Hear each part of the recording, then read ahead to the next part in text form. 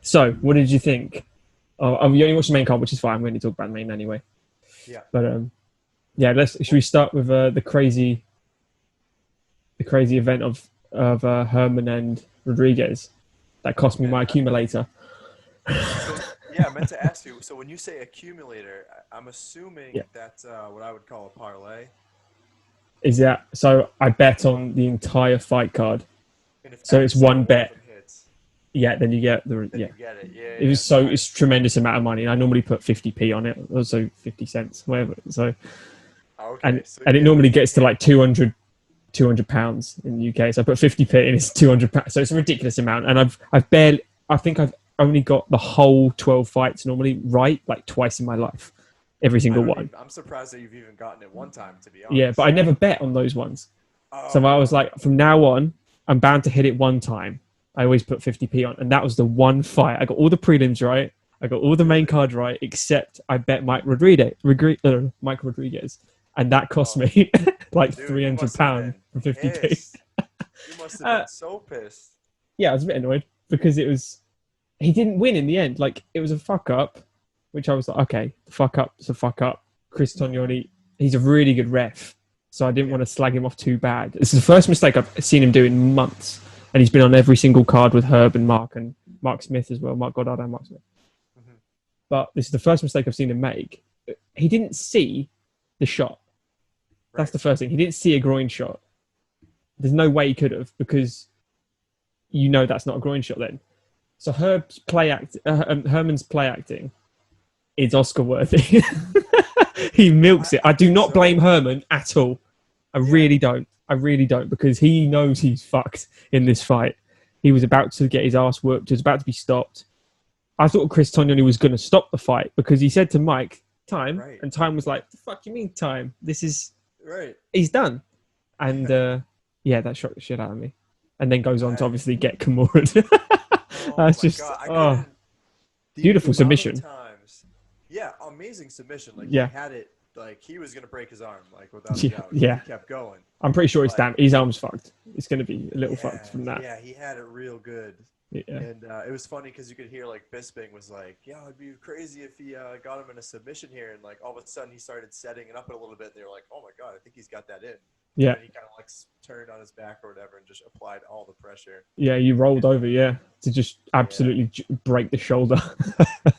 Very, very nasty. You must have been pissed watching that live because, Herman kind of, like, hunched over. Like, I don't even really understand, like, what. Like, the knee didn't even look like it hit him that big, and it kind of looked like it hit him, like, solar plexus. Almost, like, in the chest. Yeah, solar plexus. It winded him, took it out of him. He dropped to a knee from it. But I don't think he was, like, so hurt that he couldn't fight on. I think he could have probably guarded his way back up, maybe. Very low possibility, but I don't think he was down, out. But I think he winded him. Nothing more than a solar plexus shot. It was dead center of the stomach, as you say. Right, that's nowhere near the groin. Nowhere near. No, and so, when they played the replay a bunch of times, it was like... Which the ref doesn't get to see. Oh, he doesn't? No. Which is... Now people definitely... I think Dana White as well is calling for... They have to see replays. Because then if he looks at that replay and sees Ed Herman faking it, Ed gets disqualified. Or point deduction or something. Yeah, this guy... Something disciplinary. But that did fuck me up a little bit. Oh my God! Because I was watching it like already knowing what was going to happen. Right. I was waiting for it to happen because I didn't know actually what the visual looked like. And when I saw him call stop it, like he stopped it, I was like, "What's going on?" But then even later in the fight, in the third round, I thought Rodriguez had him in a ton of positions where he was just punching him nonstop, and the ref was like, "Show me something, Ed. Show me something," and he never really showed him anything. And he could have called the fight, I think, even like 2 additional times. Yeah, I agree. Definitely 2 or 3 times in that whole fight. But I also don't blame Mike Rodriguez either, because he kind of, when you get that second wind, once your adrenaline's dumped and you think you've done it, and then you're like, what? And then Ed's Oscar winning dramatics in the corner, and Mike's just standing there like, what the fuck is going on? I didn't hit him in the bollocks. Yeah. And, or balls, whatever I say, English. And then all his adrenaline's gone. Very similar, and Michael Bisping said it as well, which happened to Anderson Silva against Michael. Anderson Silva, if you remember in the third round, did a knee, dropped Michael. The round went bang. end of the round. Michael's not out, so the fight's still on. Anderson thinks that's it. So he jumps on the cage, celebrates, and then he gets told, no, you have to fight 2 more rounds. So all his adrenaline is gone. Yeah. He's out. Now he's like, all right, built myself back up into fighting mode now. Okay, let's go again. But it's very hard to do that. I think Mike, if you rematch that fight, Mike wins 9 out of 10 times to me. Yeah. I said in my my monologue breakdown that I do, that I think Mike's going to steamroll him, and he should have steamrolled an old journeyman, 39-year-old Ed Herman. You know, in his late years, he went up from middleweight to light heavyweight. He's been in the UFC for 14 years, Ed Herman. Yeah. And he's never been into a top 10. So what does that tell you? He should steamroll this guy, and he lost. So Dana White giving him the bonus money is all good, but to be fair, Ed did nothing wrong if the ref made a mistake. So exactly. I don't think he should have been given the win money either. Yeah, Ed won fair and square. Mike came out too and was like, I don't blame Ed Herman at all. Like, he didn't do anything. It was strictly the ref. So like that's good that he acknowledges that. But he's also appealing it. So I think they could potentially overturn it. I don't know how that whole process works.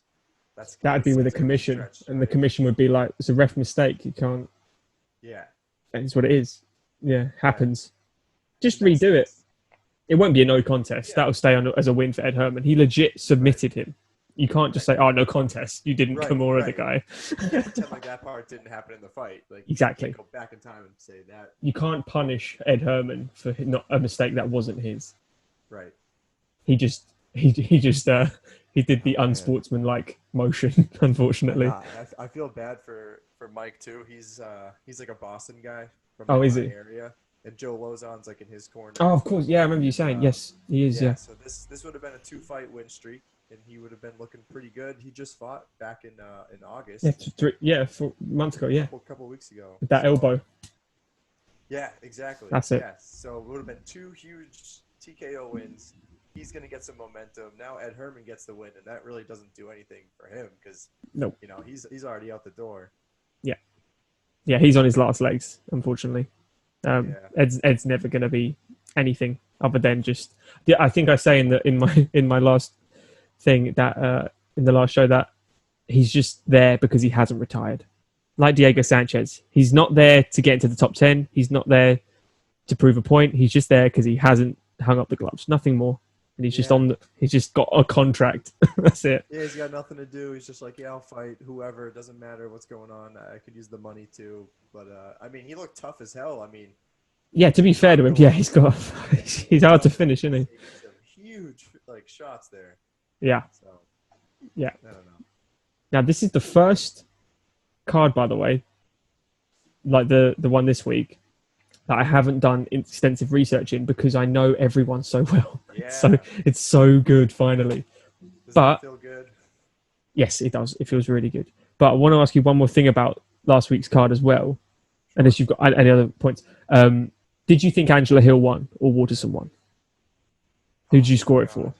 I had it it was dead even going into the 5th. I had round 1 and 2 to Hill, 3 and 4th go to Waterson. Yeah. And then I'm sitting there watching 5, and I literally had zero clue who won the fight at the end because they basically threw the same amount of volume. I don't know. I ended up. I think I gave it to Hill a little bit just because the way she capped off the round. And I don't think either one really had that significant of a strike that did any damage. I think Waterson might have had a nice side kick that she threw that hit Angela somewhere. Maybe it was in the head. I forget. Yeah, she did a couple times. That side kick came alive. That's fast. 4 and 5. She's crazy with that. It's insane. I think I gave it to Hill though, just the way that she capped off the round. I honestly didn't know who to give it to though. It was that close. See, that is where I agree with you 100%, except I scored it a draw. I gave the last round a 9-9 or 10-10, whatever you want to say. I was like, that's a draw. That fight was dead even for me. Yeah. No one won, no one lost. So I was like, why do the judges get told do not score rounds as a draw if you don't have to? It's very odd to me because what's wrong with running that back? Because if it was a 3-round fight, Angela Hill would have won very convincingly. Exactly. 5-round fight, Michelle comes back and she looked good. I bet on Michelle, so I kind of wanted her to win. Just for my. I did too. Yeah, so they're freaking tough fights to bet on some of these. So, No, I'm glad. No, I'm glad Michelle won, but I feel bad for Angela Hill because she lost against Gadea via split decision, which I thought she won. I think a lot of people did. She looked amazing. She fought 5 times in a year, which is like Cowboy Cerrone territory now. Yeah. And she's looked good in all the fights, even the losses. And then she loses this fight as well. And it's like her record is not padded. It's all UFC. I think like the first 2 fights of her career were outside. Then she was in the Ultimate Fighter. And then the rest is 21 fights now in her career. And 19 of them or 18 of them been in the UFC. So it's not a padded record. It's like 12 wins, 9 losses or something. Yeah, right. So it's a very real record of what most UFC fighters have got. Because most people come in like 10-0, and then they've got a 10-0 head start to then pad their record in the UFC, where they're like 4-4. Yeah, So they're 14-4. Looks a bit more respectable. But I feel bad for Angela, but I hope she does get a big fight as well, like a top 5 fight, same as Michelle should. I know it's going to be really tough. So yeah, say she gets Angela Hill gets both of those called back as wins. Now she's on a 5-fight win streak. She's going to the top 5 potential title contender at that point. Yeah. She's not a young fighter, so she really doesn't have that much time. This is going to set her back quite a bit. But for Michelle Waterson, I think she was on a 2-fight losing streak, so she needed this fight as well. Yeah. So, you'll see probably Michelle enter into a top 5 position, probably maybe this year. We'll see. Yeah, I think she was ranked 8th in this, considering she was ranked 2 last year when she fought Joanna, and that was for the title eliminator. And then Joanna lit her up for 5 rounds. So that's the level in it. Tough in the top 5, it is, yeah. Yeah, it's just unbelievable. But any other fights on that card you liked? I thought Ottoman Azaitar piecing up Kamaworthy. I mean, that was pretty insane. He caught him a whole bunch of times, and Kamaworthy did not know where he was. Yeah, That guy's got some serious power. I like that guy a lot. He does, and we didn't really know much about him other than that he was like a knockout artist. He only had the 1 UFC fight. But man, he actually has legit power, so I'm actually excited to see him fight because I thought Kamaworthy's a very good opponent. Kamaworthy, yeah, he looked incredible shape as well. So it's not like he's big for that division. He's very big. He looks like Darren Stewart size to me, like middleweight size, but at welterweight, which is it's Kamaru Usman kind of like draining yourself. That kind of shape, that athlete. Just lean, but like you're. And Ottman's power. I can't wait to see him again though. It's why I love these cards. The people you don't know about, but they're they're co-main. But there was one fight as well, which I want to just say. I thought the commentators were very kind to her in Bisping, but I thought she looked like crap and she won somehow, which was Roxanne Modafferi. Oh God, that fight was just a snooze fest, which is fine. They're about for me anyway. I bet on Andrea Lee. So this was the other one, sorry, that threw off my accumulator. That was it. Yep. So I bet on Andrea Lee, and I thought Andrea Lee won the fight as well, because every time it went to the ground, which is the only thing Roxanne had, which fair play to her, she tried to get it to the ground. That's her game plan. She did nothing with it. She didn't punch her. She didn't roll. She got swept twice. And I was like, well, Andrea was elbowing her off her back. And that to me is like, do the judges do jiu-jitsu? Do they know just because you're on your back, you're not losing? Right. But it just seems to be, if you take them down and hold them down, you suddenly score the round. And it's like you take the whole round other than just effective striking. Even the significant strikes are like, oh, she's landed 30 significant strikes. I was like, I haven't even seen one. What are these significant? What's a significant strike in the UFC these days? Because it's like, oh, he's landed over 100 this fight. I'm like, and he should be dead. I know. 100 the word significant means changing. Yeah, did it rock him? Fight to watch. Yeah, Roxanne, she had like the wrestling. I think it's like if you get the control. Like when you have like significant control on like she must have had like 3 minutes of control in the first round from the wrestling. Sure. Yeah. But I feel like Andrea Lee didn't really start striking like effectively until kind of a little bit later. I don't know. I thought definitely late second round. What I was trying to say was I thought Andrea Lee looked flat-footed. Didn't think that she really did a good job of moving out of the way when Roxanne was striking. Mm-hmm. But on the flip side, I thought Roxanne actually looked pretty light on her feet, kind of moving in and out, was able to land some decent strikes. Not necessarily like significant or like big strikes, but enough. I think Andrea Lee was cut up towards the end, wasn't she? I don't know about cut, but I think she had a bloody nose. Yeah. All right, so she Like, had a bloody nose. So it was like 15 minutes of punching either side didn't really affect the other person. They were kind of just, tappy. But you know what's interesting is they showed like a stat at the bottom, and it was like significant strikes in each round. And Andrea Lee landed more in every round. Right. And yet, but we never saw any unanimous decision. Yeah. Did you see any significant strike that changed the fight? That to me is a significant strike, something that changes the fight. Right. Nope, didn't see that. But they just Andrea Lee landed some pretty big shots, I thought. Yeah. Especially, I think the best thing were the elbows on the ground. That was that made Roxanne shit herself. She was like, "Oh crap, let's get out of this position." Then she got swept. She lost the position anyway. So, yeah, I agree with you. Yeah, maybe she didn't look as bad as I was saying she is, but as someone that watches a lot of striking and does striking, it's just I'm like, okay, I know some. It's just very basic. And considering she's got 40 fights on her record, Roxanne, she's been around since forever. You'd expect her to be a little better, but I'm not upset with the win for her. I mean, I don't see her beating anyone else, but no, it was the wrestling for sure. I think in round one, I think she took round one because of the wrestling, and then she had it, I think, a little bit towards the end of round three as well. So, I don't know what the judges are thinking, but they could have went either way. Unanimous decision kind of seems a little harsh. Yeah, but I guess just 2 rounds to 1. Nothing significant, was it? Yeah, that was it. Now, should we get into the exciting part? Yeah. Controversial here because they're all 50. A lot of these are 50-50 fights. And the first one to me is a 50-50 fight. And I have to support my man, which is this is Covington versus Woodley card this weekend. And it's Kevin Holland versus Darren Stewart. Both fought recently. Yep. So Darren Stewart fought Coconut Bombs, which was Maki Pitolo. Everyone thought Maki Pitolo was going to clean his head off. And he guillotined him in the first round, which was fantastic. And Kevin Holland is it Will Buckley? I know it's Buckley. I can't remember his first name. I don't have it down here. Usually I have it written down, but I'm not 100% sure who he fought. I know his last name's Buckley. I think his name's Will, and it was his debut in the UFC just to give Kevin Holland a fight because Kevin Holland's previous opponent the week before tested positive and couldn't get someone. So, but Kevin Holland looked shit good in that fight. He looked amazing. Just all flashy, swearing, giving it like the Diaz treatment with the slaps. He looked great, and then he finished him. That's the most important thing. He actually finished the guy, which was great. So both fighters coming off a finish, different reasons. Both power punchers, and both shit talkers. Darren can talk shit. He's from East London. He can talk shit. He's big time.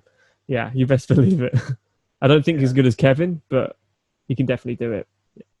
So you're going with your guy Darren Stewart though.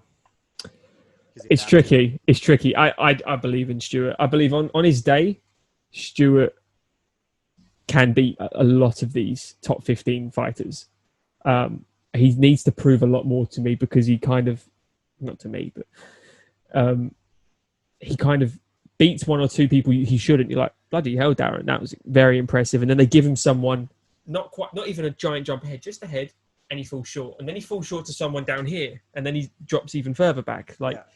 When he fought Bartosz Fabinski and he lost, that was a gimme fight. Bartosz was coming up weight from welterweight. And they fought on the Cage Warriors card when the UFC kind of Cage Warriors did UFC a favour when they saved some fights. Yeah. And Darren looked completely flat and rubbish. He looked awful. Absolutely terrible. And it doesn't look like Darren Stewart. That's not the Darren Stewart we know. Or English fans especially. For a long time, he's been flying under the radar for a lot of UK fans, and I never knew why. Because in Cage Warriors, he's called the dentist for a reason. He takes your teeth home. It's that is a great nickname for him because that's what he did in the UK scene.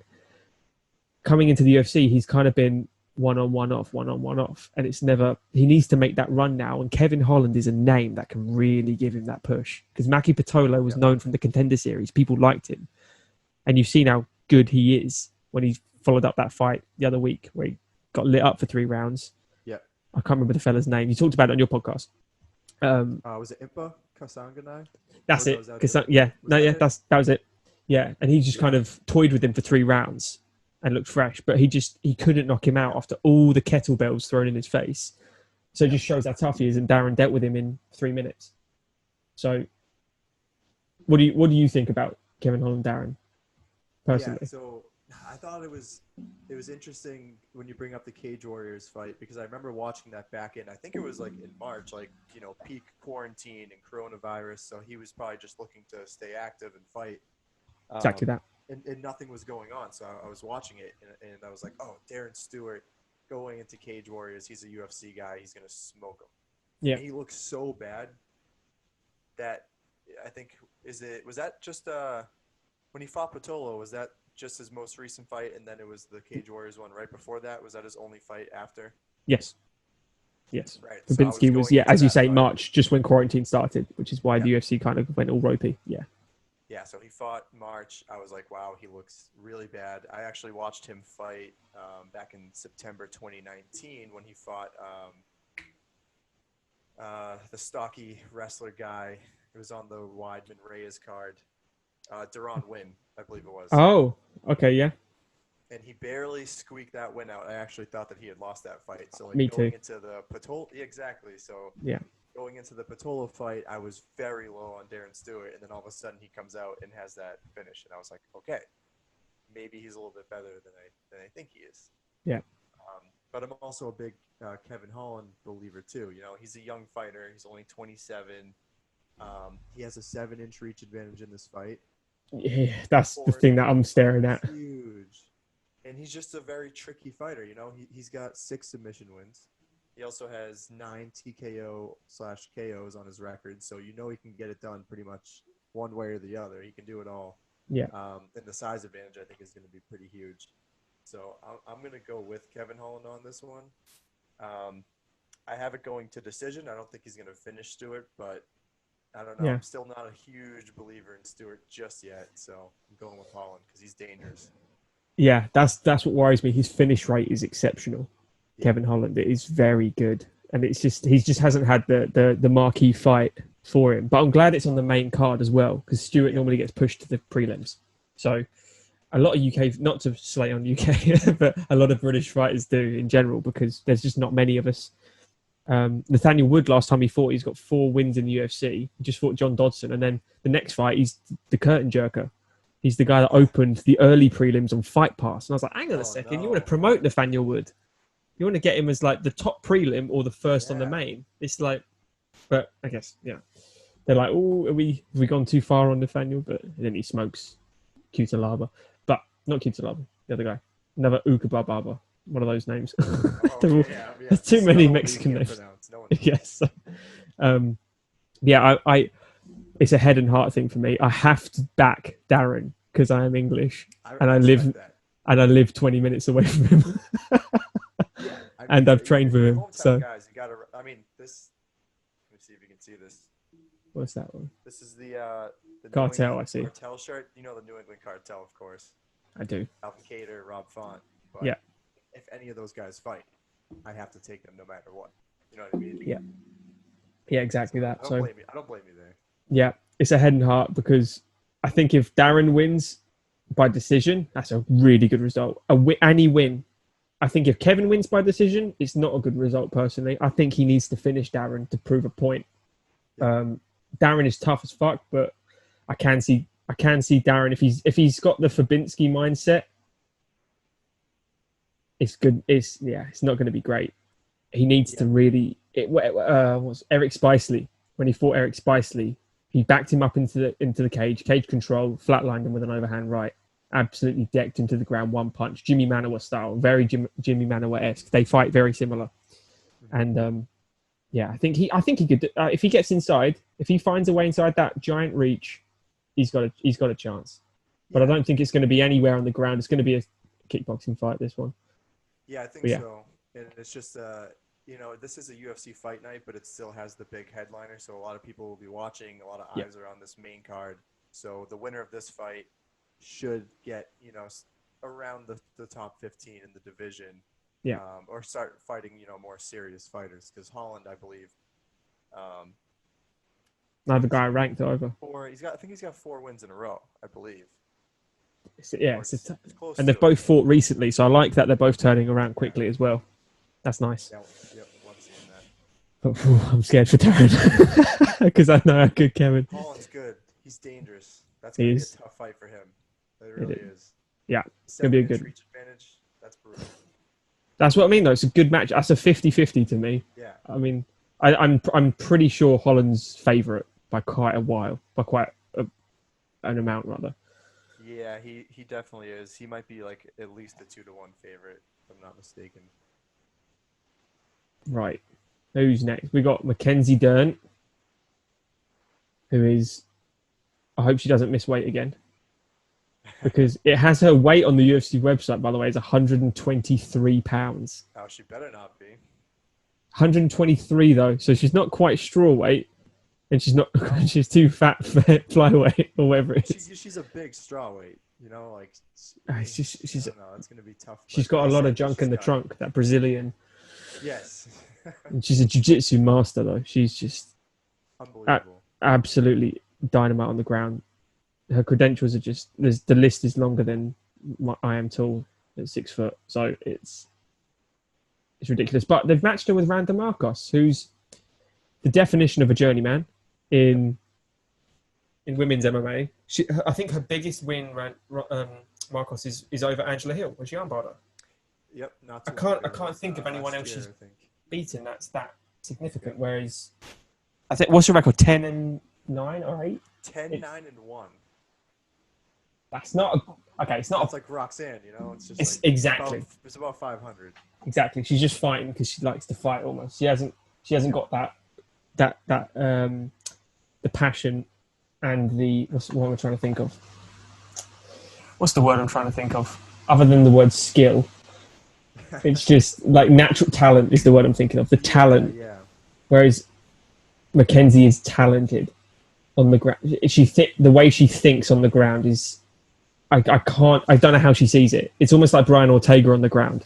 It's just unbelievable. But yeah, she's got a record of 8-1. Her only loss, I don't really count it anyway.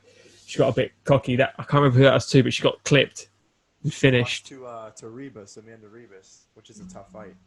There you go. And so lovable. Yeah. So the Brazilian. Yeah. She's the love of everyone on Twitter right now. Yeah, she's fun. I like her. Yeah, I bet big money went to beat Van Zandt.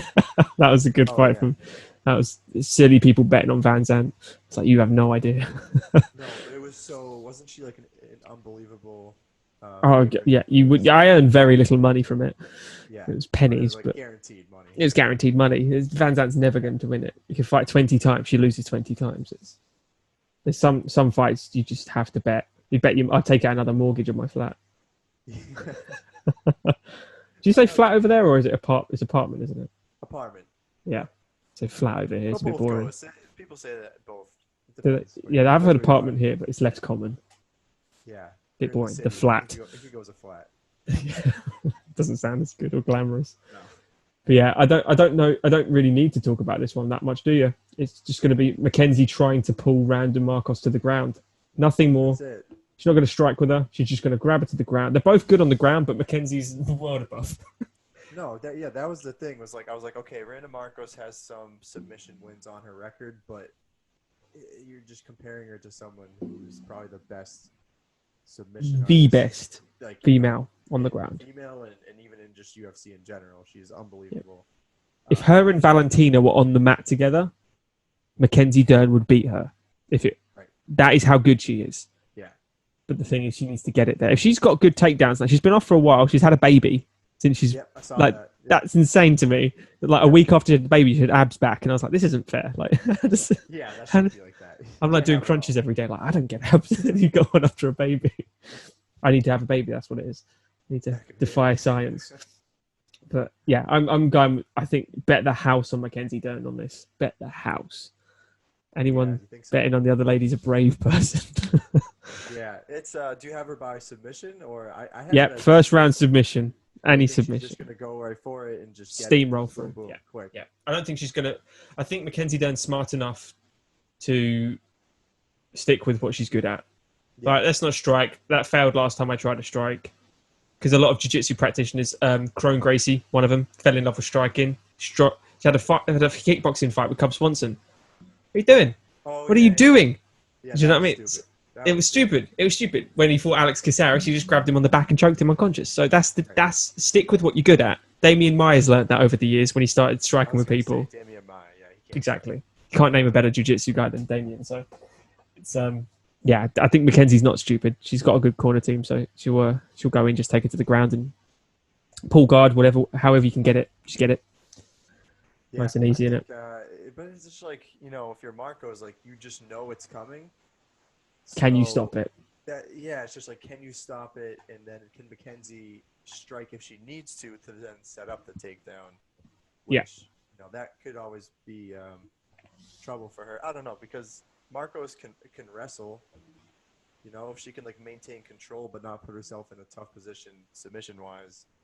I just don't think that will happen. I think it would be very similar then if she goes for a takedown. It would be like Ben Askren, Damian Maia. She'll get swept, and then Mackenzie's on top, and then she chokes her. It all ends up with Mackenzie choking her. So with her legs, with her arms, with her neck. That's fair. That's my decision. Might even put rear naked choke on that one. She'll give her back up, trying to get up. Yeah, something similar. Yeah. The back is very easy to get. Once someone tries to get up, it's very easy just to absolutely put your arm around, clamp through, and seatbelt and backpack them. Yeah. Just seatbelt them, and then you're just riding them. Like Aljamain when he just was riding on the back. And it's perfect, isn't it? Yeah. Game over. Yeah. Tyron Woodley, I think, had someone riding on his back when he was practicing fighting Maia. Oh, yeah? Yeah. You got to do that. You got to put yourself in that weird position. Like when people fight Khabib, they just are practicing getting up the whole time. Yeah, not actually learning to beat Khabib. Just how can we stop him? Yeah, exactly. Yeah. One of those horrible skill sets. How can we evade them, not beat them? Yeah, that's tough. Yeah. Who's next on this card? Oh, this is a great fight. Johnny Walker versus Superman Ryan Spann with his hope tattooed on his chest. One of the worst tattoos I've ever seen. It's worse than my chest tattoo. He's got the Superman logo, the Hope logo. Yeah. Right, I'll let you kickstart with Johnny Walker then. What do you think about Johnny? Walker, man. This is like, he's always my go-to example of the hype fighter who gets those round one knockouts. Every single, he gets the highlight reel. Every single person is talking about him. And then all of a sudden he fights Corey Anderson, who is a very good fighter, a veteran, and he gets destroyed. Yeah. And you're like, okay, he got humbled a little bit, knocks him down just a little bit, and then he fights Nikita Krylov, and then he loses that fight, I think, by a unanimous decision, and he looked horrible in that as well. He gassed out fast in that fight, didn't he? Yep, absolutely. And that's, he's a big guy. He's like 6'6", 6'7", so that's going to be tough for him to have cardio. So he relies on that knockout power. So I think that's going to, I don't know if I believe in him anymore, because I was big into him, but I just don't really have that reason to be on his side right now. Yeah. So this is really a big fight for him to say, like, hey, I'm still relevant. Like, I can still be a threat. But I don't know, man. I actually like Ryan Spann a lot right now. Yeah. He's 5-0 in his last 5. Hasn't really knocked off too many people. His last fight was it Sam Alvey? And that one. Smiley Alvey. That was a split decision, and it honestly could have went either way. So, he's 5-0, but he hasn't really beat anyone that good. But I'm gonna lean towards Spann in this one because I know he has like that Brazilian jiu-jitsu background. He has a ton of submissions on record. Yeah. And I don't see Johnny Walker doing it. He's gonna have to go for the knockout if he wants to. And of course he can do it, but Spann's a big guy too, so I think he'll be able to hold his own. So I'm taking Spann in this one by submission. Oh, I like that, by submission as well. Yep. You reckon he actually get him? Yeah, I think you're right. There's a blueprint to beat Johnny, isn't there? Yeah. You can either do the way Corey Anderson did, which was doubt me, like just hit him head on. He's clearly not. His chin isn't as good as you think. Just because he hits hard, like Ngannou has a good chin, as well as he hits like a truck. Yeah, exactly. Yeah, he can hit like a truck, Johnny Walker, but he's got Alistair Overeem's chin. It's that. Exactly. So, but I like your pick.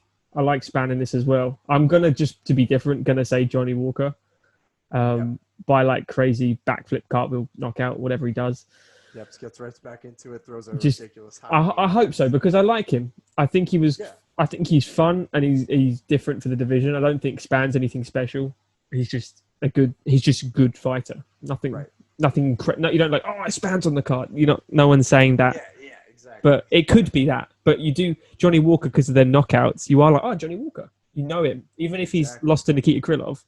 You're still like, I like Johnny Walker. Even because no one likes Corey Anderson. The guy's got weird nipples, and I point it out every time. If you look at them, they're like pencils. It's weird. Look at it next time, but yeah, just staring at his nipples. Fighting, yeah. Your missus is like, "What are you looking at?" You're googling Corey Anderson nips. Not the best, but yeah, I like Johnny Walker in this as well. I think it's a 50-50 fight personally. If Johnny Walker shows up, it could be Sayonara to Spann. If he doesn't, it's going to be the same way Krylov beat him. Just he's going to look crap. And the UFC are going to be like, oh, we back this guy. Oh dear. It's going to be the next Sage Northcutt almost. That hype train just absolutely off the rails completely forever. No one will trust. Yeah. It's when Corey Anderson fought him, I think that was when he had his quote and he was like, there's levels to this game. And it's like, okay, if you can't get past Corey Anderson, that's okay. Like he was a legit fighter. Top 5. Yeah, he was top 5. If you can't get past Ryan Spann, then you're going to have some issues because Johnny Walker's young and he should be, he should be getting better and better after each fight, but it is not looking that way. So, big fight for him. Yeah, and if you do the worm and break your arm again, whatever he did, it's that celebration. I'm worried. Oh, yeah. He popped his shoulder.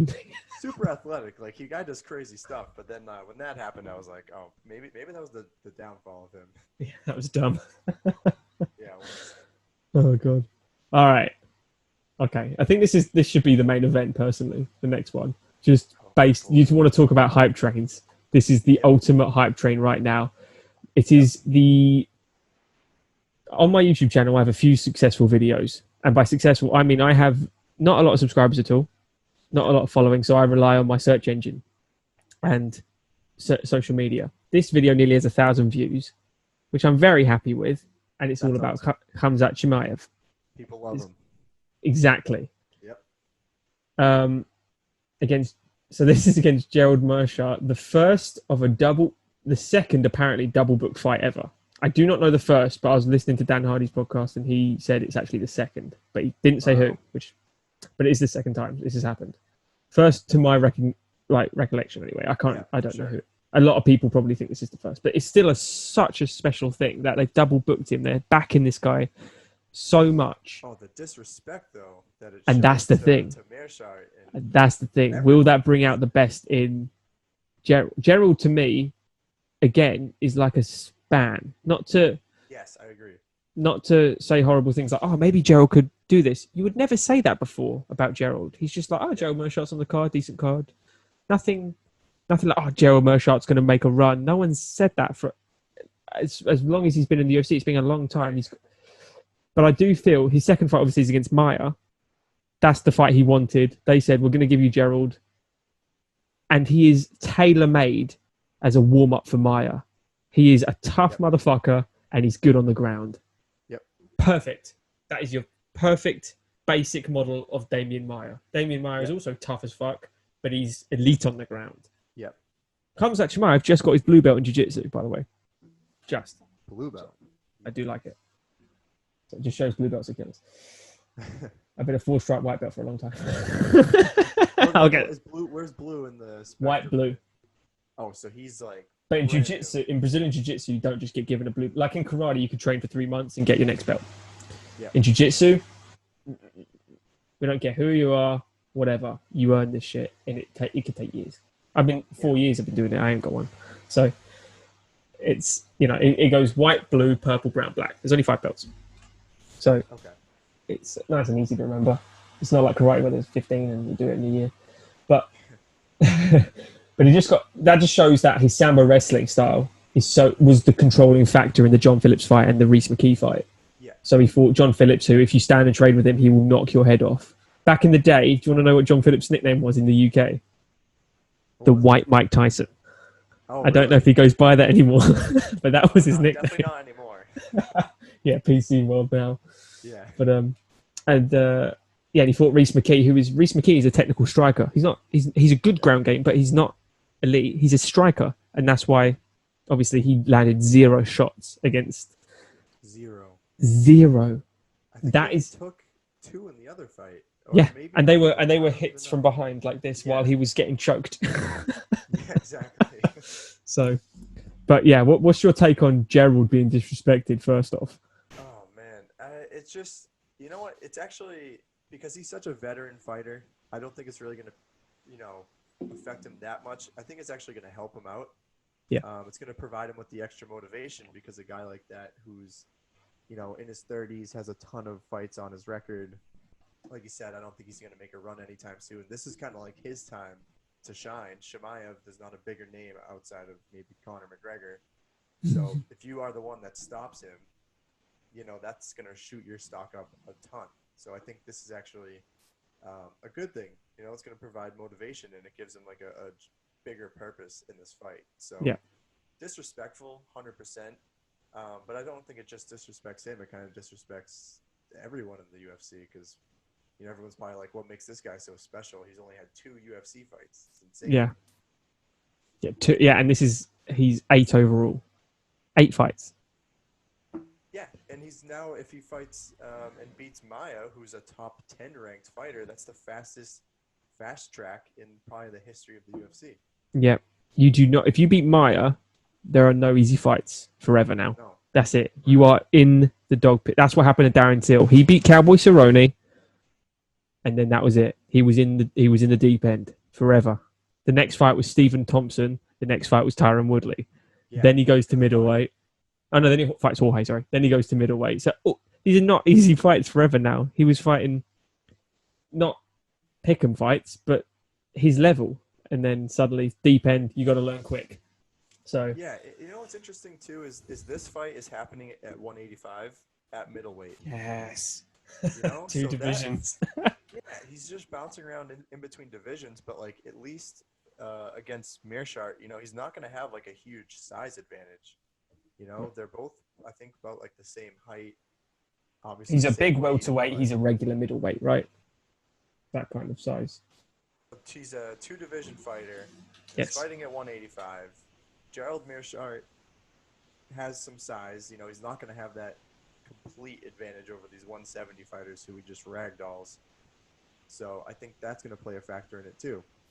And then add in the fact that Meerschaert has the black belt in jiu-jitsu. He does. If he does take him down, he gets caught. Who knows? Yeah. It'll be a tough fight, I think, for him. And Gerald's comments are he's not going to be able to make it to a fight with Damian Maia. He's good. Like even if he doesn't win, he's still going to fuck him up enough to injure him. And I like that. That's right. That's good fighting talk. I like it. Oh yeah, I don't know what it is, but it's like kind of with Sean O'Malley too. But it's like these fighters who get the hype train, they don't really earn it, but then they just talk a ton of shit. I just want them to. I want to see them lose so bad. You know what I mean? Like, do you feel that way as well, or is it just me? It depends who it is. If they've got, I don't know. Sean to me is. I liked him before he got all his hair done and went. He's just got a bit too far too soon. If he was fighting for a title and did that with his hair and talked all that crap, fine, you've earned it. He had fought nobody. Eddie Wineland. Right. I think I'm gonna take your friend's words from your last podcast, which is old as dirt. That I'll talk about it with you later. With what he said annoyed me. Now. Yeah, I know what you're talking about. Yeah, but yeah. So he hadn't fought anybody, and he was saying all this stuff, kind of the same as Khamzat. But I think Khamzat has one different thing, which is he does not get touched, and he's not doing it disrespectfully. He's just saying, "I'm going to run through these guys. It's going to happen. Give me this." And it's the Russian and the Chechnyan in him. I know he's training out of Sweden, but he's Chechnyan. He's very scary as well. And the fact that he's bouncing 2 divisions is remarkable to me. So yeah, I agree with that. I kind of want him to do it almost just to see someone flip-flop the divisions, because I've never seen that. And if he can pull it off, that's incredible. Because imagine if he flip-flops, he takes out Gerald, takes out Damian, then he's in the top 10 of middleweight or top 15, and then he's in the top 10 of welterweight. Yeah. And then he picks off Jack Hermanson, and he picks off Gilbert. But it's just someone from each. That would be remarkable. How he did it, or Cejudo was able to do it. It's Yeah. just a whole nother level of fighter. Yeah, they're doing it one at a time, which is amazing anyway. But to do it back and forth, very BJ Penny, kind of BJ Penn, you know, and Kenny Florian, that kind of stage where they just Frankie Edgar, you know, they were just, it was fine at 155. They all were because it was only that division, and then when the next ones come out, they're just going up and down. He seems to be Cerrone, another one. Yeah, exactly. He's a catcher. He should be 162, whatever that division is. Yeah. He's the middle-y, isn't he? The Kelvin Gastelum. He's the one. What is it? 182, 178, whatever they want to do. They need that kind of division, but yeah, they're all middle-ys. Anyway, if you can bounce up and down, that's amazing. And he does it the other way around as well. He fights middleweight first, and then cuts. And it's like, surely you'd cut first, and then want to blow. I don't know. You normally see it do the other way around. Instead of, I'll do the whole training camp at middleweight, prepare my body. So he's fighting in a welterweight body, essentially, if he's going to fight in 2 weeks' time. He's not building the muscle for that middleweight division. He's just going in as well. Oh, it's just incredible, though. I can see Gerald pulling it off, though. I tell you, I can see it. I can, yep. We don't know. The thing, we haven't seen enough from him. He has his advantage so much. That can you really say, oh, Gerald's going to win or Khamzat's going to... Nobody knows because you don't know enough about Khamzat. Right, we haven't seen him go past... Did he go to round 2 yet or no? Yes, he did. Yes, he did. One of them went, but it was like an early... John Phillips, he beat the shit out of him for 5 minutes, and then in the second round, John was like, all right, at least I'm standing again. Just went straight back, and then we finished him in the second, so... Okay, yeah, he's gone 2 rounds. I just want to see how his cardio holds up. If it were to go 3 rounds, if he's forced to strike... Yeah. How does that go? So there's a couple of questions unanswered, but I think Meerschaert can catch him. I think he could do it. He's a veteran guy. He's been there before. He's been fighting forever. It's worth a cheeky little bet on him. Yeah, I'll probably sprinkle a little bit on there for the odds. Yeah, for sure. I definitely think it's worth a little cheeky bet. His odds. I think he's like, I don't know American odds. The -4 or 5, whatever, but or plus. Minus his favorite, isn't it? Plus his underdog. Favorite, yep. Yeah, but he's a 5-1 underdog here, so that would be plus 500, I guess. Wow, that's bad, isn't it? For your odds, yeah, that's quite high. So if you put a pound, you can win a $5 if he wins. That's nice. That's all right. Yeah. So I'll put my 10p on, win 50p. There we go. That's my bets. Just build it up. Well, there's a few good bets in here that I like, especially kind of in the next fight too with Cerrone and Price. Cerrone and Price, that's a good fight. These matchmakers, man, for this card have just nailed it. Absolutely nailed it. Yeah, absolutely. Outdone themselves. Niko Price with the world's best haircut. Yeah. He's got like Jack's hair from The Incredibles kind of thing. Yeah, he's just an interesting looking guy in general, isn't he? Well, when you can finish a man on your back with hammer fists, I applaud you. I was watching it was another one of those like Instagram, you just flip through and it was like the 4 finishes of Niko Price, and it's the one, he has the up kick, which is an absolutely absurd. Vic. That was Vic. On yeah. Tim's Vic.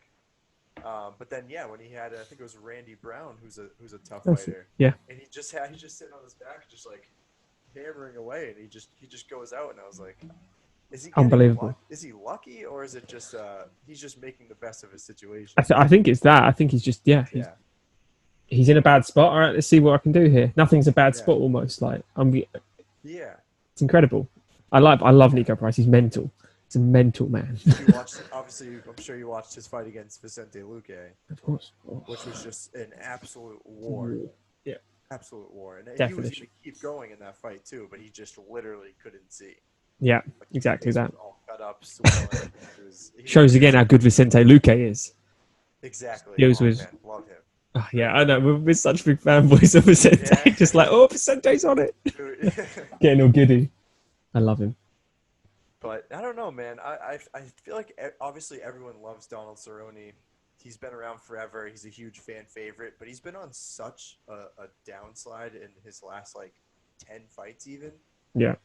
That it's just hard for me to believe that he can still do it. And I don't know if you feel the same way, that he's kind of lost it, or or what? I think he's definitely lost a step. He has to have. This is a 170 fight as well. This is at welterweight. This isn't at lightweight. His last fights at lightweight were Justin Gaethje, which didn't end well, Conor McGregor, which didn't end well, and Anthony Pettis, which didn't end well. Yeah, exactly. So I can see why he's moved back up to welterweight. But if you're losing to smaller guys consistently, moving up seems to me, and he's not a giant lightweight. He doesn't cut a crazy amount of weight. He's not obscenely big. He's a regular size welterweight. I don't see how fighting someone like Niko, who's a big welterweight. He's a big guy. And he's crazy, and he's strong. He's not technically better than Donald. I don't see that. Mm-hmm. But I would compare his body shape to Mike Perry, who Donald dealt with nice and easy when he armbarred him. So I can see Donald catching him, but I don't think he will. I think Donald's kind of done now. I think I'll be surprised if he keeps fighting, if he loses this fight, or maybe he's got one more in him. He's not. I don't know if he's smart enough to say enough is enough, because he loves fighting so much. Loves it, yeah. And that's the thing. It's like, can you tell someone to stop because they might get CTE? I know, yeah. Well, he probably has it. Let's be real. You can't have that many fights. Like a million times. Yeah. I think Niko Price has got him quite handled. I think Niko's fought a lot of people that have outsized him. In like Vic, for instance, he outsized him by a mile. That guy's massive. How he ever made lightweight, I have no idea. I think Niko's got this pretty hands down, to be honest. I don't think he'll finish him. I think it's a 3-round fight. I think it'll go decision. I think he'll win unanimous decision, 2-1 maybe. Donald's a slow starter as well, so it could be like a really slow starter. So I do think Niko could catch him in the first round. I don't think it's going to the ground at all either. I think it's going to be a kickboxing fight again. I agree. Donald performs his best when there's jiu-jitsu involved, in my opinion, and when he can get that head kick going. Yeah, 100%. When he fought Conor, everyone was like, you shouldn't just stand up and strike with this guy. You take him to the ground, but he made it very clear. He was like, "I'm not going to the ground. We're gonna throw strikes." So, shoulder strikes, maybe. The shoulder strikes, man. Yeah, but just watching that fight, I was just like, "Oh man, Cerrone just looks terrible." Yeah. And Conor looked incredible. It was like both. Incredible. Yeah. So I don't know if it was just Conor looking great, Donald looking bad. But then he goes out, loses to Pettis. Pettis is not the same Pettis anymore. So. Yeah, his fluky punch on Stephen Wonderboy was. Exactly. That is the definition of a fluke to me. Yeah, 100%. Because Stephen Thompson, beat Luke and he was beating the shit out of Pettis. He was beating the piss out of him. He beat the shit out of Masvidal. It's just that kind of. Oh, I love Wonderboy. yeah. Hopefully he gets Leon Edwards. That seems to be the fight in that division next. So that would be awesome because Wonderboy is just always fun to watch. I don't know if Leon will take that. You don't think so? I don't know. What's he I reckon he'll deny it. I promise you. I think he's waiting for the champion fight. I think that's the rumor over here. Yeah. He's not being a whipping boy anymore. He's standing his ground. And I'm like, mate, you need to be active. I don't think he's going to get that. Yeah, He's not likable. No. He's a very awkward talker. Yeah. He's not as good on the mic as Darren Till, for instance. Darren Till is so good on a mic. Darren Till kills it. Even with his Liverpudlian accent, which you probably need subtitles for. It's, even to say that. To an American, to explain someone from Liverpool is called a Liverpudlian is weird. But yeah, that's the Liverpudlian way, the quacks. Yeah. You don't even, like English people from down south where I am, obviously that's up north in our country. People down south are like, how are you English? Like that accent is so not English, but they're their own breed up there. They're amazing. They're second time in fighting. They're the best fighters in the UK. He comes from Liverpool. So yeah, he doesn't rock the mic, Leon, that well. So when he does, it just sounds awkward. He sounds needy, but he's not getting anywhere fighting. So I can understand his frustration. He's got an 8-fight win. The last loss he had was Kamaru Usman, I believe, a split decision loss. Kamaru has not improved, in my opinion, since that win. Leon has. I think Leon could deal him a lot of issues in that fight. Oh, you think so? I really do. Wow. So I think Leon beats everyone in the division, personally. I'm saying that as a Gilbert Brit, Burns. but I'm also... Yeah, I think he beats Gilbert Burns.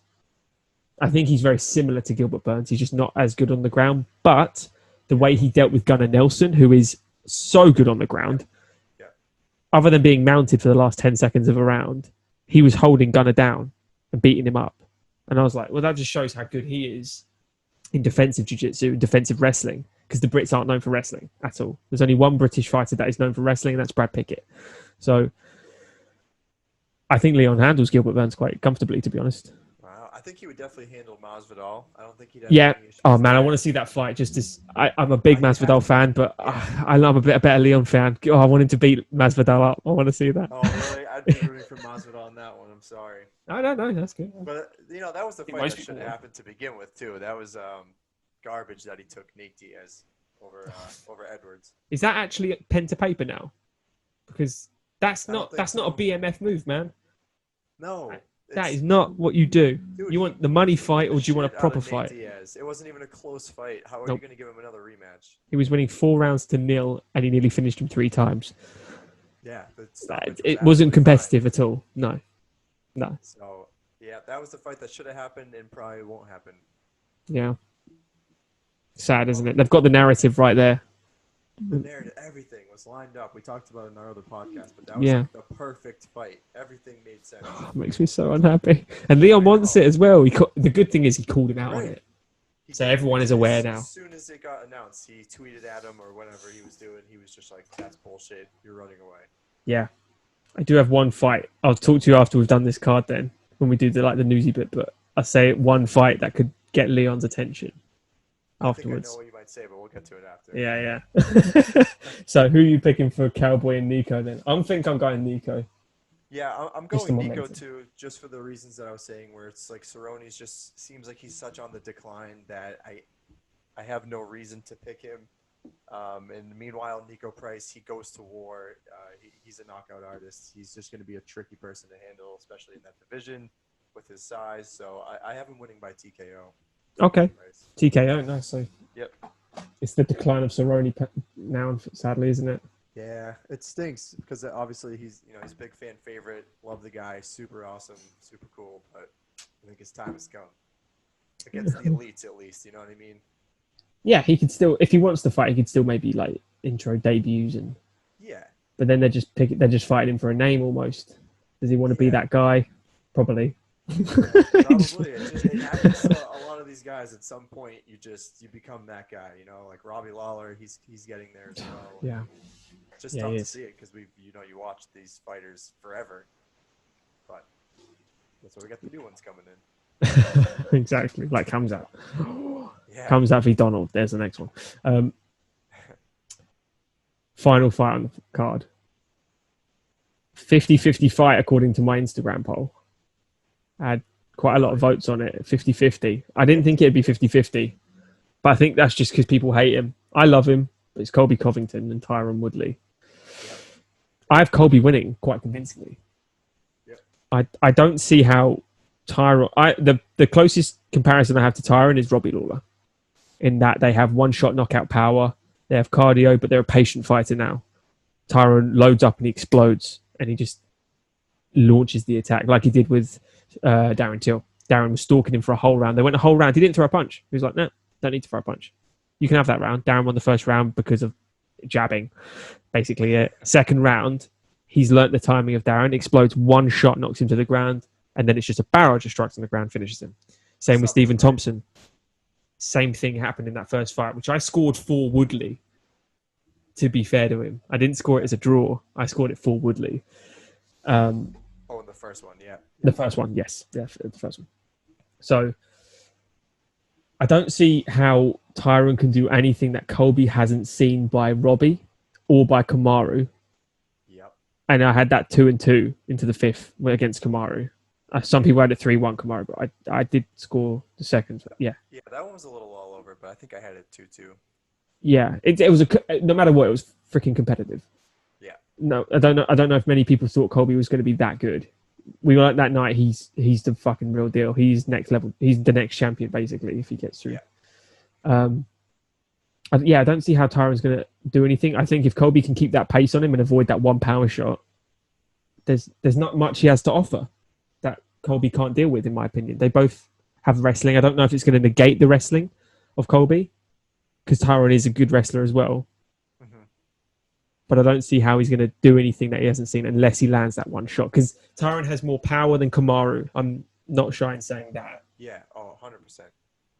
But Kamaru has more cardio, like Colby. Kamaru's like the best of both of those guys, isn't he? He's like the best of Colby and the best of Tyron put together. Yes. So it's it's going to be interesting watching. What do you reckon?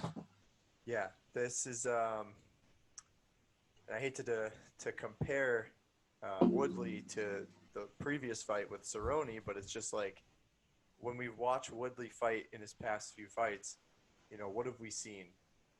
When he fought Usman, he got dominated the entire time. He wore him down. His cardio didn't hold up. Kamaru wins that easily. Then his fight after that was Gilbert Burns, right?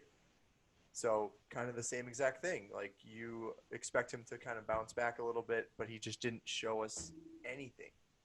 Like, his cardio just didn't hold up, and it seems to be, if you can wrestle, if you can get this guy to the ground and kind of wear him down, you're going to win the fight. That's what it seemed to me. And then you just add in the fact that Colby is coming off of the fight against Usman, where he was debatably winning that fight. If he doesn't get stopped in that could have been his fight to win. So we know where he stands. Like, he is ready to be the next guy up. He could be the champ. He's that good. In his fight against Robbie Lawler, like, he set records on how many strikes he threw, and his cardio is amazing. 506, I think, is the stat. Unbelievable. I've never seen anything like that. He was just teeing off. And granted, he's not like a big power striker by any means, and he's not even really a fundamentally technical striker. He just has volume. He has cardio. He's super aggressive. All of those things seem like it's going to be Woodley's kryptonite. And man, Covington's got a chin too, like him and Usman he does. going back and forth. Usman was landing some huge shots. He broke his jaw, and he was still fighting for at least. Did it actually break? Was that the thing? I'm pretty sure they said that because he went off as soon as that fight ended. They raced him to the hospital. I'm pretty sure he broke his jaw, and that happened. I want to say either in round 3 or 4. So I don't know. It doesn't really seem like it's a good fight for Woodley to take. He's fighting, the 3 best fighters in that division. That'll be his last 3 fights, are the 3 best fighters in that division. So it's kind of hard to gauge where he goes if he does lose this fight. Is he still top 5? I don't know, but he just hasn't shown anything to me that, like, he even wants to be there. He doesn't look motivated. He doesn't look good in there. He doesn't look like he wants to be in there. So I'm not going to pick him for all those reasons. I'm not a huge Colby guy. Like, I do like his antics a little bit because he does put on a show for everyone. And you can tell it's forced and fake. So it's so forced. To me, that's funny. That's funny to me. I get it. He's a character. Triple C did it. He was the cringe guy. The fact it annoys so many people makes me happy. Exactly, dude. He loves Trump, so he's automatically pissing off everyone. There's a whole other element into it. He just posted a video of him and Trump on his Instagram. I saw it with the most awkward handshake.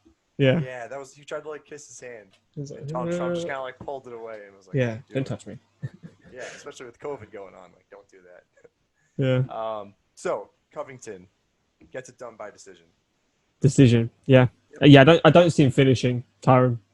I'm with you. I think it's going to be similar to Burns and Usman's fight. I just think 5-round domination. I don't see it. Yeah, but to me, Tyron Woodley had an option. He could have fought Leon Edwards, but he chose Colby Covington. He's saying because he despises him so much. I think because he thinks Colby's easier. I think internally he goes, Leon's harder because Leon could fuck me up striking. I don't think he's going to get... I don't think Colby can hurt him either. I don't think Colby can hurt Tyron, really. I think it's just going to be a pace war. He'll just exhaust him. Exactly. Kind of like he did to Robbie. He didn't really hurt Robbie. No, yeah. Robbie got out of that fight I got a little bruised face, but that's about it. Right. He got 500 strikes, but they're all, as you say, 30%. So they're like tippy-tapper shots. It's the volume, but there's no power behind it. So exactly. It could be... I don't know if it's an easier fight. they're all such great fighters at that point. You know, like Leon Edwards is an amazing fighter. Maybe he was a little scared of him because he's a more well-rounded fighter. Because they were meant to fight in London, wasn't it? February in London, yeah. So yeah, and then but COVID, I think, couldn't they have moved it to the United States or something? Leon couldn't want to do it, or someone. Leon couldn't get a visa, I think, in time. Yeah, I think something like that. So that would have been a great fight to watch. Yeah. Oh, I'd love that. Yeah, that would have been. Stop dodging the Brits. I know. Well, if Leon Edwards wins that fight, then you're like, okay, give him the title shot, 100%, no problem with that. But now he's stuck in no man's land, so. He hasn't. Yeah, Leon hasn't beaten a top 5 person. I don't think. I think that might be the issue. Gunnar wasn't the top 5. Who was his last fight? Gunnar was. Gunnar, right? Was it? I think that was so long ago. It was so long ago. He beat RDA. Oh, that was it. He whooped RDA. That was it. Yeah. But RDA again wasn't in the top 5 at the point. So. Yeah. Yeah. Because he beat. Who did he beat? He beat Peter Sabota, and it was Donald, Gunnar, RDA. Yeah. Yes, exactly. Yep, all 4 of those. He also in that list, by the way, has beaten. I don't know where in the list. I might have to Google it. But he did beat Luque as well. I'm looking at it right now. March 18th. Should be an 8-fight win streak, maybe? He's got an insane streak, yeah, since he beat Barberina. Mm-hmm. Damn, dude. It's back to 2016. So he lost to Usman in 2000. Split decision, right? Yep. And that, wow. That was his last loss, was December 19th, 2015. Deserves it, man. Come on. I know. It's crazy. He gets no love. He gets no respect. I see him on Twitter, and a lot of people don't understand what's happened to him when they're like, is he just trying to be unlikable? I'm like, no, he's just trying to be noticed. That's it. He's got to play the Colby card now of notice me. So he's playing the heel. He's playing the bad guy. And I don't mind it. You know, he's not that likable. Because, so this is his other route. Play this on and, you know, just play the villain just for a second. Yeah, you have to take one or the other because you have to be marketable because Dana does kind of pick and choose, you know. It sucks that he does it, but he does. If you can make yourself marketable, people like you, you're a big draw. Yeah. You're going to fight, but people don't really know Leon Edwards. Yeah. Tough to hear that, I know. But I think we're both going with Colby by decision. I think that's... Yeah, man, I don't know. I don't see Woodley catching him. I don't see it. No, but it is crazy that on the list online that it's 50-50. I think it is just people don't like Colby, so they vote against him. But you got to put that aside for a second and say, do you think he can fight? Because he nearly beat Usman. Come on. And Usman dominates everyone. So everyone. He dominates everyone. Yeah. So, but okay, I'm going to say it with first thing before I forget it. On your last podcast, when you talked, it wasn't specifically you. I know it was. Mocking Brock Lesnar and his skill level by saying Shane Carwin was old as dirt. How dare you? Shane Carwin was at the top of his game in that. Shane Carwin was the scariest motherfucker in the history. Other than Francis Ngannou to me, the power puncher he was. He was working as a mechanic full time still when he was in the UFC. Yeah. He did, and he was eating cheeseburgers before that fight. Because he's under Trevor Whitman. Trevor Whitman used to train him. And then the other one was you mocked Frank Mir. And Frank Mir is other than Dan Hardy, my favourite fighter of all time. So I was like, I was getting cramps in my limbs. Come on for UFC 253. Yeah, I'm just going to verbally assault you. I'll introduce you to the guy that you're talking about. And verbally assault him. Yeah. How dare you? Apologise to Frank. I don't think he meant anything by it. No. But it was just, and he didn't know when the UFC started. He said early 90s, and I was just going, 93, come on! You got it all. 1993, I'm going to have to remember that. Did you not know, man? Come on, easy. That's a long time ago. I was born in 92, so... Oh my God. That's a long time ago. I wasn't even born for it. No? No, I'm 95. UFC's older than you. It is. In 2 years. I'm 95. Wow. Yeah. Mid-90s, come on. Well, no, we're young. We're young. I was born the day Toy Story 1 came out. There you go. Really? There you go. There's a Yeah, nice fact. I don't have one for my birthday, sorry. Ugh, everyone needs a film for their birthday. 92. I'm trying to think of a film from 92 now. I can't.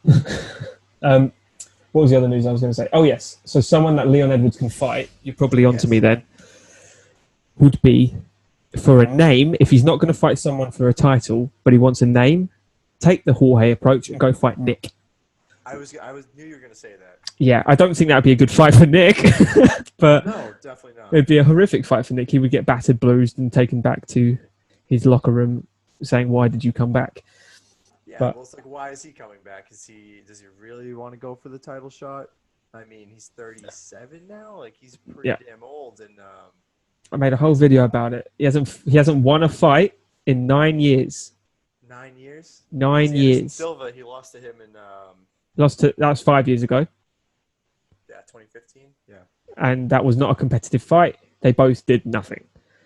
So that was that. He laid on the ground, for God's sake. That's how little was going on. That was an uncompetitive fight. Before that, he lost to GSP in an uncompetitive fight. Before that, he lost to Carlos Condit. That was competitive. I'll give him that one. But he still lost. And then before that, it was 2011. Really? When he beat BJ Penn. That is the last win Nick Diaz has had. And people are coming back going, oh, he should fight Tyron. And this is all on like the ESPN Ariel Helwani's thing. Yeah. And I'm like, what the fuck are you talking about? What the fuck? He will get murdered. What are you talking about? Nick Diaz. He's not Nate Diaz. Nate Diaz would get fucked. Nick's not better than Nate. He's the same level to me.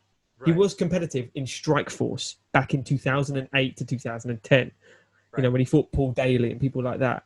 That's Bellator level now. That's if he goes to Bellator, he could compete. If he comes to the UFC and fights anyone in the top 10, he's getting murked. He's getting absolutely destroyed. And that's my opinion. I've been slated on my YouTube video for that. People said, you don't know how good he is. And I'm like, he's not. You don't know either. Because he hasn't fought in 5 years. No, that's just because, like, the Diaz brothers, like, the Diaz army is just, like, ridiculous. You know, like, you say anything about those guys, and there'll be a million slap you. On your back just slapping you. You know, like, but that's the truth of it. You know, like, I think it would have been cool if Nick had fought Masvidal. I think that would have been an awesome storyline if Masvidal's really just looking for a money fight. Masvidal would kill him as well. Like, he would kill him for sure. Yeah. But you know, you're saying about Conor, and I was like, darn, Conor would beat Nick up. Conor, come on. Just like, no, give him to another veteran. You know. That's why on my video I wrote against Dan Hardy. Dan is looking for one more fight. All right. One more fight. Yeah. Now I know I'm a big fanboy. I am. But he's looking for one more fight. Dan wants to come back because he unfairly got pushed out of the UFC due to doctor stoppages with his heart, which is absolutely fine now. And he's been cleared to fight. So he always feels like he got forced to retire and he's not done. He needs one more. And Dan's 38 now. Nick's 37. Dan trains all the time. He owns his gym in Midlands in UK with Jimmy Woolhead. It's called Hardy Woolhead MMA. It looks brilliant. He's training every day. He also trains. Him and Adam Amansinger is like his fighter, the young fighter in Cage Warriors. He's got Terry Brazier in Bellator with Dean Amansinger. If you remember him, he was Michael Bisping's wrestling coach. So that's Adam's younger brother. So yeah, he's looking for one more fight. They're both veterans. They both don't belong in rankings anymore. They both want to just have a fight. They just want to compete and fight. Why not? That to me, if you put Dan Hardy on a card, he makes the main card still. Yeah. Even though he's just because of his name, his presence, and he's a UFC commentator now and analyst. Yeah. And he's fucking good at it. He's the best breakdown of a fight I've ever seen. Like the way he reads a fight is incredible. And you get Nick. Nick hasn't won a fight in 9 years, but if you put Nick on a fight night or a pay-per-view and put him as the headline spot, he would outsell 90% of the UFC roster. That's how big of a star he is. He hasn't won a fight in a decade nearly, and he can still sell a roster. Sell a pay-per-view, like flawlessly. He's as big a star as his brother. So I think give them other than that, it's someone like Diego Sanchez, someone that doesn't matter again. I was thinking that level. like Robbie Lawler would be a great rematch Lawler. There you go. Yeah. Yeah, I think because you want like a competitive fight still. You don't want I think Robbie Yeah. still has a little bit left in the tank. He's Yeah. been fighting very tough competition. Neil Magny, that was brutal. That was hard to Colby watch. Covington, that was brutal. So now you're seeing Robbie Lawler is probably, he's still top 15, but he's going to be kind of more of like a gatekeeper type. So Yeah. he's not making a run. Give him to Nick. Yeah, I was thinking just do old rematches then. The people that are still fighting. Robbie's a good one. Carlos Condit, still going. Yeah. I love Condit. That would be a good fight to replay again because that was the fight. Condit did a spinning elbow. And afterwards, Joe Rogan asked Carlos, what did he say to you in there? And he said, I threw a spinning elbow. And he said, oh, we're doing spinning shit now. Like that's Nick Diaz. And with the Apex, you've got to keep it Corona because I want to hear Nick. Oh, yeah. We've got to hear him. True. Oh, yeah, true. Otherwise, you've got to put I want to hear everything Nick Diaz says. Oh, man. That'd be amazing. So did he's not officially signed, right? It was still like a rumor that he wants to come back. He did a weight cut. Interested in bringing him back. Yeah, did a practice weight cut for 165. I think he got down to 170. Yeah. Okay. So he could he's not going to make lightweight. He's never made lightweight in his life. No. It's probably not. Welterweight, middleweight is his thing, but he'll go welterweight. He looks good though. He looks fresh. But again, if you remember his last interview he did a few years ago with Ariel Helwani, fucking brain damage, man. It just sounded awful. And I was like, you want that? I don't know if it's like refreshed him now and he feels good again. But he doesn't need to come back. Like, it seems it's just a tough one. Do you want him back? Does he do anything? It's like, I wouldn't mind seeing him fight again, but not really. Doesn't do anything for me. I'd watch it. I'd watch it. Yeah. It doesn't get We're all hypocrites. We'd all watch it. it. It doesn't really move anything anywhere. It's going to be like a co-main on a big card or something. It'd be a fight night as well. I don't think they'd put it on a pay-per-view. Probably not. No. Yeah, I don't know. It's something you build up in your head and then it never plays out as good as you think it does. But it has to be a big name for Nick. Nick ain't coming back for just... Exactly.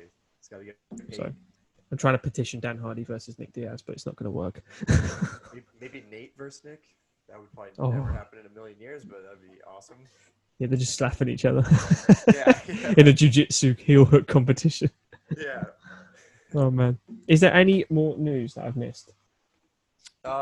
Big news. Conor McGregor got in trouble again. Yeah, for flashing. Yeah. I don't know what's going on with him, man. He's all the fame's going to his head. I think he just thinks he's like a god, basically. When you're worth that much money, I don't know what I would do. So I agree. Yeah, he can retire early and he can literally do whatever he wants. So he's still in USADA though, so he's not.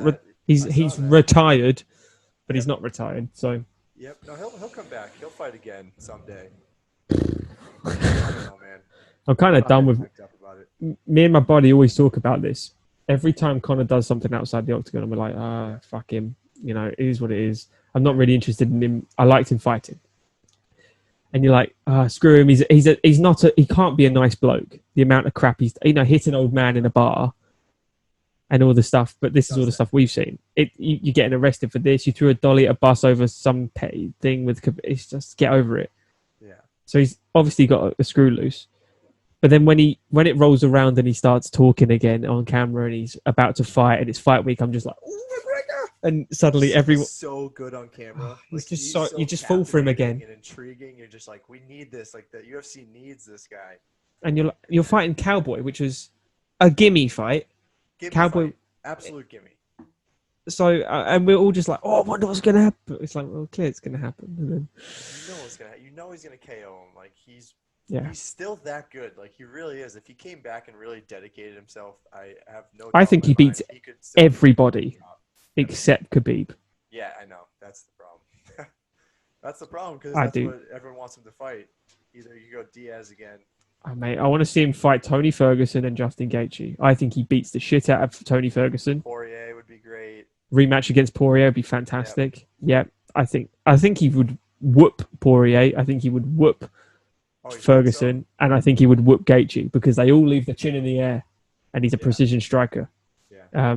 The only thing Khabib doesn't do is leave his chin in the air. He just runs into people. Mate, that